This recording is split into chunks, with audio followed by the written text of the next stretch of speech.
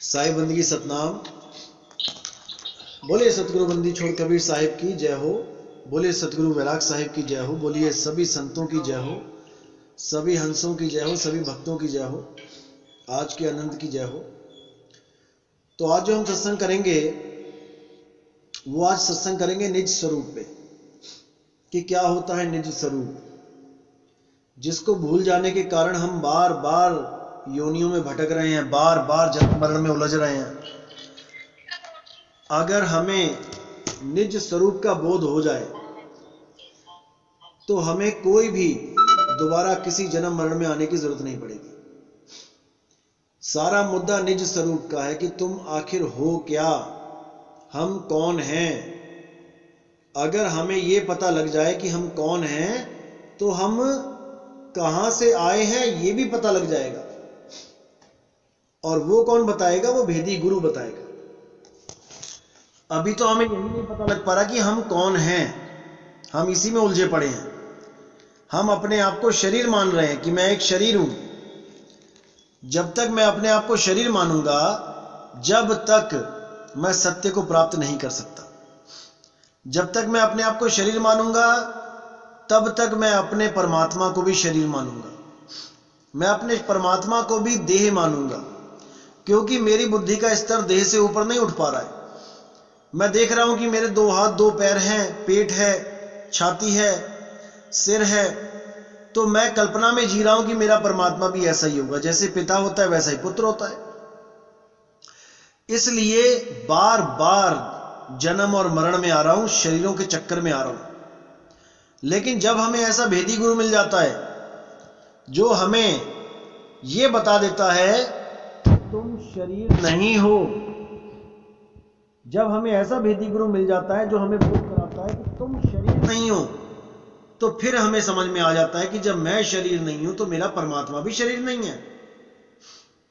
और उसी भेदी गुरु को निहि तत्वदर्शी संत कहा जाता है। एक होता है तत्वदर्शी संत, एक होता है निहि तत्वदर्शी संत।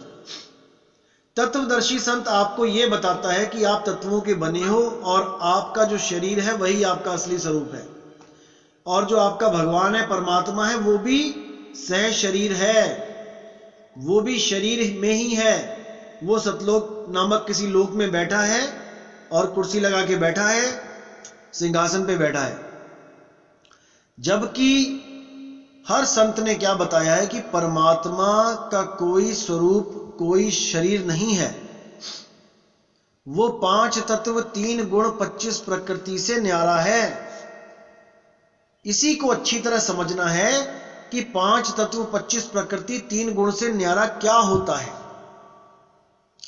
जितने भी शरीर हैं A to Z, कोई भी शरीर है, चाहे वो किसी देवी देवता का है, चाहे वो किसी पीर पैगंबर का है, चाहे वो किसी साधु संत का है, महात्मा का है, वो सब के सब शरीर साकार रूप कहलाते हैं। और साकार रूप किससे बना होता है? 5 तत्व 25 प्रकृति 3 गुणों से। तो इसीलिए क्योंकि हम सब साकार रूप में आ चुके हैं, यहां पर हम बंधन में पड़ चुके हैं, इसलिए परमात्मा भी यहां पर साकार रूप में आकर हमें ज्ञान समझाता है। क्योंकि हम इंसान हो गए हैं, इंसान बन चुके हैं, इंसान की भाषा समझता है। कोई कुत्ता बिल्ली हाथी घोड़ा बन के परमात्मा आएगा, हमें समझाएगा, हम समझ ही नहीं पाएंगे। इसलिए परमात्मा हमारा ही रूप धारण करके, यानी हमारे जैसा शरीर धारण करके आता है और हम लोगों को ज्ञान समझाता है।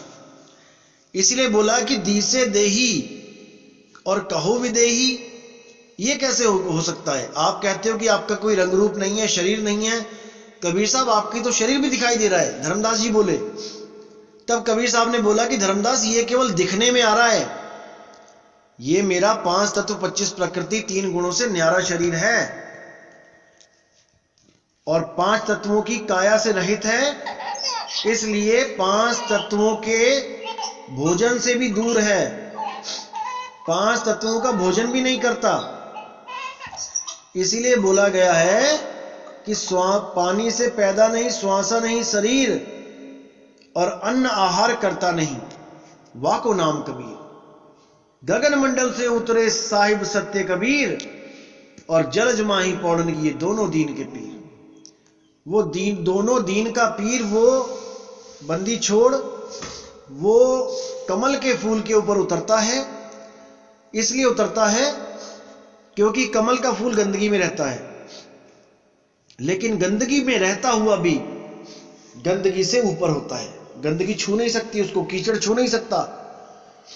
इसी प्रकार इस गंदे लोक में, इस काल के लोक में कबीर साहब आते हैं हमें सत्य का संदेश बताने, लेकिन इस लोक की गंदगी उनको छू नहीं पाती। वो चारों दाग से रहित होते हैं। जैसे मैंने पहले बताया था 4 दाग क्या होते हैं, कि 4 दाग से सतगुरु न्यारे, अजरो अमर शरीर, और कोई गाड्डे कोई अग्नि जरावे, ढूंढ ना पाया शरीर, जपोरे मन केवल नाम कबीर। उन्हीं 4 दागों से न्यारे वो बंदी छोड़ सतगुरु कबीर साहब, वही हमारे परमपिता परमात्मा हैं साकार रूप में। अगर वो साकार में है तो हम उस साकार रूप में उनको मानते हैं, गुरु मानते हैं, लेकिन असल में उनका कोई रंग रूप नहीं है। वो केवल हम जीवों को जगाने के लिए आए हैं साकार रूप में। असल में वो शब्द स्वरूपी राम है। इसीलिए वो बार बार कहते हैं वाणी में, हम हैं शब्द शब्द हम माही, और हमसे भिन्न और कछु नाही। कि मेरा असली स्वरूप क्या है? शब्द। मैं ही शब्द हूं और शब्द ही मुझसे निकलते हैं। जितने भी शब्द हैं ये सब उसी आत्म स्वरूप से निकल रहे हैं। अब यहां दोनों शब्दों का निबेड़ा कर लेना है आपने, कि उस शब्द को मान रहे हो कि जो असली स्वरूप है मालिक का, या उस शब्द को मान रहे हो जो उनके द्वारा प्रकट किए जा रहे हैं, 52 अक्षरी शब्द। इसी में निबेड़ा कर लेना है। इसी में सत्य असत्य का निबेड़ा हो जाएगा कि भाई 52 अक्षरों को सत्य मानना है, गुरु मानना है। जो गुरु जी ने दिए हैं नाम 52 अक्षरी, अलग अलग गुरुओं ने, उसको गुरु मानना है या शब्द को गुरु मानना है, ये आप विचार कर सकते हो। तो मेन मुद्दा क्या है? हमारा असली स्वरूप, जिसके साहिब ने बोला कि आपन पो आप ही से बिसरे हो, यानी खुद ही खुद से बिसर गए हो, खुद ही अपना असली स्वरूप भूल गए हो। आपन पो आप ही बिसरे हो, जैसे स्वान कांच मंदिर में भ्रमते भूख मरे हो। जैसे किसी कुत्ते के आगे शीशा लगा दो तो अपने प्रतिबिंब को देख के भौंकना शुरू कर देता है, क्योंकि वो अपने प्रतिबिंब को असल मान बैठता है कि कोई असली कुत्ता आ गया। ये वो अपने आप को नहीं जानता कि जो दिखाई दे रहा है वो मेरा ही प्रतिबिंब है। असल कहां है? असल शीशे से बाहर है जो भौंक रहा है, और नकल शीशे के अंदर है। अपने स्वरूप को नहीं जानता, इसलिए शीशे के अंदर वाले कुत्ते को भौंक रहा है और भौंक भौंक के मर जाता है। इसी प्रकार जैसे हम हैं, हमारा स्वरूप क्या है? अजर अमर अविनाशी। हम अपने स्वरूप को तो जान नहीं पा रहे हैं, और जो हमारा शरीर है वो क्या है? वो नकल है। नकल मरने जा रही है, नकल मर रही है, नकल को गोली लग गई तो असल डर रहा है कि हाय मैं मर गया, जबकि उसको पता है कि उसको गोली नहीं लगी है, उसके प्रतिबिंब को गोली लगी है, यानी कि उसके नकल को गोली लगी है, उसके शरीर को गोली लगी है। शरीर तो वैसे भी छोड़ना है। शरीर छोड़ने का मतलब ये नहीं कि आप मर गए, नहीं, आप शरीर छोड़ते रहोगे, दोबारा पैदा करते रहोगे, छोड़ते रहोगे, पैदा करते रहोगे। ये कल्पना मात्र से शरीर पैदा हो जाता है, केवल कल्पना मात्र से। जब आप सो जाते हो इस शरीर में, तब एक शरीर कहां से आ जाता है? ये शरीर तो सो रहा है, वो शरीर कौन पैदा करता है? अंदर बिल्डिंगें बन जाती हैं, एकदम नदी नाले बन जाते हैं, वो किसने बनाए? बाहर आप देखोगे कोई बिल्डिंग है, वो तो इंसानों ने बनाई है, चलो ठीक है, मिलके। जो अंदर सपनों में बिल्डिंगें बन गई हैं, वो किसने बनाई? कौन सा मजदूर लगाया गया था वहां पे? कौन सा ईंट सीमेंट लगाया गया था, बुरादा लगाया गया था वहां पे? कितनी दिहाड़ी दी जा रही थी वहां मजदूरों को? सपने में जो राजमहल देखे आपने, वो कैसे बन गए वहां पे? यहां तो दिखाई देता है कि बिल्डिंगें ऐसे नहीं बन सकती, बनाने के लिए कोई ना कोई कारीगर चाहिए, आदमी चाहिए, मिस्त्री चाहिए, सब कुछ चाहिए। सपने में कैसे बन गई वो अपने आप? कोई विचार नहीं कर रहा। सपने में मोटरसाइकिल, ट्रेन देखते हो, बसें देखते हो, कार एक्सीडेंट देखते हो, सब कुछ देखते हो, कौन बनाता है वहां पे? यहां तो कहते हैं परमात्मा ने धरती बनाई, आकाश बनाया, शून्य बनाया, सब कुछ बनाया। वहां कौन बना रहा है? केवल कल्पना है। तुम्हें कल्पनाओं में उलझा रखा है इस मन और माया ने। जैसी कल्पना करते हो वैसा ही शरीर दे देता है, जैसी कल्पना करते हो वैसा ही लोक दे देता है। ये सतलोक, अलखलोक, अगमलोक, अनामी लोक, अकह लोक, ये सब के सब कल्पना मात्र हैं। इसीलिए साहिब ने बार बार समझाने की कोशिश करी कि आदि माया कीनी चतुराई और झूठी बाजी पिंड दिखाई। अवगति रचना रची अंडमाही, ताका प्रतिबिंब डाला है। उसका प्रतिबिंब दिखाया जा रहा है आपको बार बार, नकल। और आपको नकल में ऐसा उलझाया जा रहा है कि आप सतलोक जाने को तैयार बैठे हो कि सोने की सड़कें मिलेंगी, हीरे जवाहरात लगे होंगे, हमारे अपने अपने यान होंगे वहां दरवाजों पे खड़े हुए, हवाई जहाज। अरे हवाई जहाज चलाना तो सीख लो। यहां पे हवाई जहाज चलाना आता नहीं और वहां हवाई जहाज चलाओगे? कौन सा गियर लगाओगे, कौन सा मोटर बटन दबाओगे, ये तो सीख लो यहां पे। जो लोग तुम्हें हवाई जहाज की ट्रेनिंग दे रहे, लालच दे रहे हैं हवाई जहाज का कि वहां अपने अपने यान खड़े होंगे, तो ऐसे बेवकूफ बनाया जा रहा है सबको। बिल्कुल भ्रमित नहीं होना है। साहिब ने साफ बोल दिया, लोक ही अलोक शब्द है भाई, और जिन जाना तिन संशय जाई। कि वो लोक अलोक वो शब्द है। शब्द के बिना सब बेकार है। शब्द बिना सूरत आंधरी, कहो कहां को जाए। और द्वार ना पावे शब्द का, फिर भटका खाए। बार बार भटकेगी, भटका खाती रहेगी जब तक उसको शब्द का द्वार नहीं मिल गया। और शब्द का द्वार क्या है? वो है सार शब्द। 11वां द्वार जिसको बोलते हैं, 11वीं खिड़की। 9 द्वारे संसार सब, 10वें योगी साध, एकादश खिड़की बनी जाने संत सुजान। वो न्यारी है, शरीर घट से न्यारी है, वो आत्म घट में है। उसी के लिए बोला कि ज्यों केहर बपु निरख कूप जल प्रतिमा देख डर गिरो। जैसे कुएं में शेर देखता है अपनी प्रतिमा को, जल में देखता है और छलांग मार देता है कि कोई और शेर आ गया है लड़ने के लिए, ऐसे ही ये माया हमें भरमाती है। वैसे ही गज फटिक शिला में दशनन आन अड़ियो।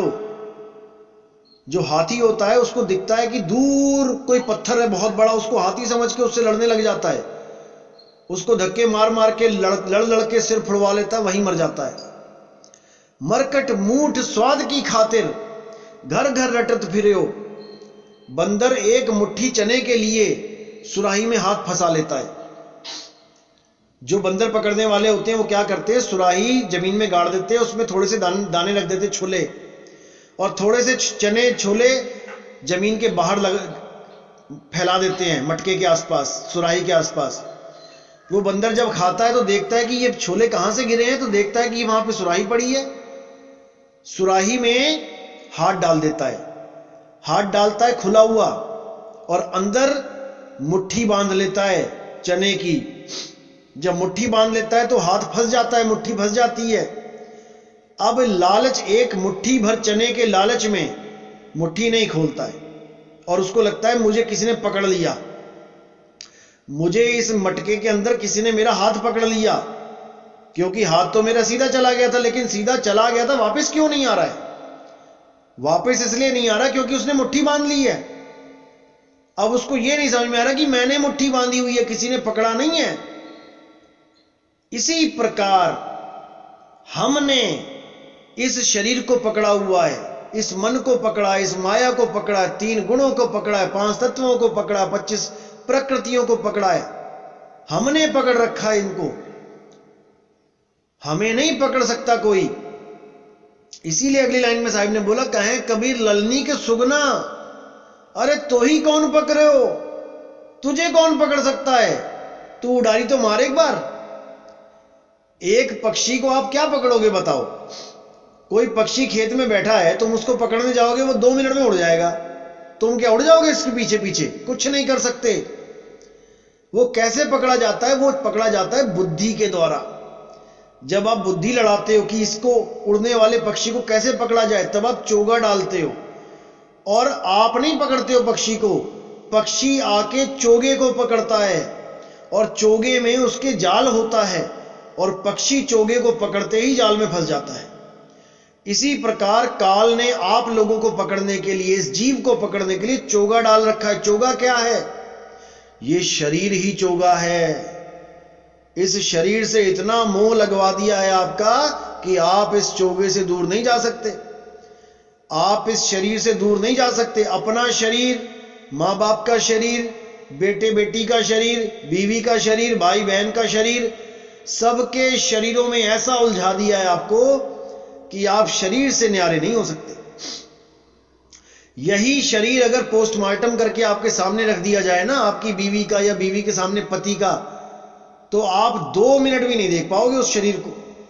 अगर चिथड़े उसके पूरा खोल के रख दिया जाए, आप 2 मिनट नहीं खड़े हो सकते वहां पे। लेकिन जब तक ये सूरत है, शरीर में चल रहा है, जब तक पूरा प्रेम है। किससे प्रेम है? शरीर से प्रेम है।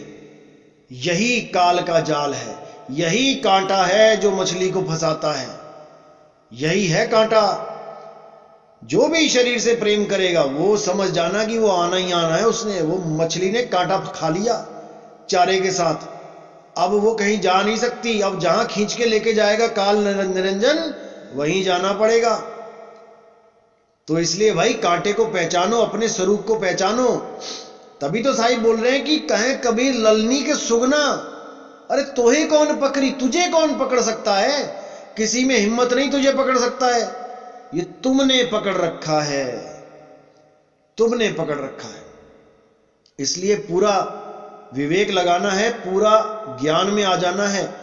सुबह दोपहर शाम रात, चारों आठों पहर उस मालिक को याद करना है, सूरत शब्द में संभाल के रखना है। आठों पहर की बात कर रहा हूं, दिन में भी रात में भी। जो काम दिन में करते हो अपने आप ऑटोमेटिकली रात में होने लग जाता है। दिन में जो कुछ देखते हो, खाते हो, पीते हो, बोलते हो, चालते हो, वही रात में सपना बन के आ जाता है। 90% सपने वही होते हैं जो आप दिन में देखते हो। तो इसीलिए दिन में भी सूरत को कंट्रोल में रखना है और रात में भी सूरत को कंट्रोल रखना है। रात में अपने आप कंट्रोल आ जाएगी, दिन में अगर रखोगे तो जब तक आठों पहर नहीं रमोगे उस शब्द गुरु में, जब तक मोक्ष नहीं हो पाएगा। लेकिन फिर भी साहिब कहते हैं कि तुम मुझ पे विश्वास रखना, मैं तुम्हारा पिता हूं, तुम्हारी पूरी मदद करूंगा। लेकिन डूबता हुआ आदमी अगर हाथ ही ना ऊपर उठाए तो उसको बचाता भी कोई नहीं है। आप हाथ ऊपर उठा लेना, यानी सूरत को ऊपर रख लेना जहां गुरुजी बताएंगे, और तब देखना कि क्या होता है। वो बंदी छोड़ है, वो आपको ऐसे नहीं बहने देगा। धर्मदास जी कहते हैं, मेरे सतगुरु पकड़ी बाह, नहीं तो मैं बह जाता। मेरे सतगुरु ने दया करके मेरी बाह पकड़ ली, नहीं तो मैं बह जाता। 84 लाख जूनों में बह जाता, मैं 9 द्वारों से बह जाता। लेकिन उस मालिक ने मेरी लाज रख ली, उस बंदी छोड़ ने मुझ पर दया कर दी। तो इसी प्रकार आपने भी पूरा विश्वास रखना है। नामदान की जल्दी मत करना। कई लोग आते हैं मदन पंथ में और पूरा ज्ञान ना समझने के कारण उनका विश्वास डामाडोल हो जाता है। बाहर से कोई भी हल्की सी कोई बात करता है, नहीं मदन पंथ में तो ये गलत साधना है, ये है वो है, 2 मिनट में भ्रमित हो जाता है बंदा। ऐसे लोगों का आने का कोई फायदा नहीं है। कम से कम 500 सत्संग पूरे हो जाए तब आना नाम लेने, अगर विश्वास नहीं है तो। अगर इतने सत्संग जितने किए हैं 150-60, अगर इसमें पूर्ण विश्वास हो गया है तो अच्छी बात है। लेकिन अगर अभी भी संदेह है, 1% भी संदेह है, तो मत आना भाई, कोई नाम मत लेना। पहले अच्छी तरह ज्ञान को समझ लो। तो जल्दबाजी बिल्कुल नहीं, क्योंकि ये आत्मा का सौदा है। ये कोई छोटा मोटा बिजनेस नहीं है कि नुकसान हो गया तो कोई बात नहीं, दोबारा पैसे कमा लेंगे। ये आत्मा का सौदा है भाई, तुम्हारी जीव आत्मा का सौदा है। तुम्हें इसको पार करना है, तुम्हें इसको मुक्त करवाना है, तो ज्ञान को पहले समझना पड़ेगा। ज्ञान को समझ जाओगे तो विश्वास बनेगा, और विश्वास से भक्ति बनेगी, और भक्ति से आपकी एकाग्रता बढ़ेगी। एकाग्रता बढ़ेगी तो आपकी मुक्ति 100% है, कोई रोकने वाला नहीं है। तो इसी के साथ आज का सत्संग समाप्त करेंगे। और मैं फिर बोलना चाहूंगा कि पूरा विवेक लगाना है, पक्षपात कभी नहीं करना है। और कोई ऑडियो सुनते हो कि कोई मदन पंथ छोड़ गया, ये आपस में कोई वीडियो बना के भेजता है, ऑडियो बना के भेजता है, विचलित होने की जरूरत नहीं है। 10वीं का कोई बच्चा अगर उसको पीएचडी की क्लास में बैठा भी दिया जाता है, पीएचडी के स्टूडेंट के साथ, कि चलो 2-4 दिन बैठ के देख ले, तो वो टिक नहीं पाएगा वहां पे। वो भले आके बैठ जाए लेकिन उसको समझ में ही नहीं आएगा ज्ञान पीएचडी का, तो वो उसको छोड़ के फिर कहीं और चला जाएगा। तो इसमें कोई पीएचडी के क्लास की कोई गलती नहीं है, गलती है उस बच्चे की जो बिना 12वीं करे, बिना कॉलेज किए, बिना पोस्ट ग्रेजुएट करे पीएचडी में आके बैठ गया, उसकी गलती है। यानी जल्दबाजी करी उसने। आपने जल्दबाजी नहीं करनी है, पूरा ज्ञान समझो तब आना। तो इसी के साथ सत्संग समाप्त करते हैं। जय गुरु बंदी छोड़ सतगुरु कबीर साहिब की जय हो। जय गुरु बंदी छोड़ मदन साहिब की जय हो। जय गुरु बंदी छोड़ वैराग साहिब की जय हो। सभी संतों की जय हो, सभी भक्तों की जय हो। आज के आनंद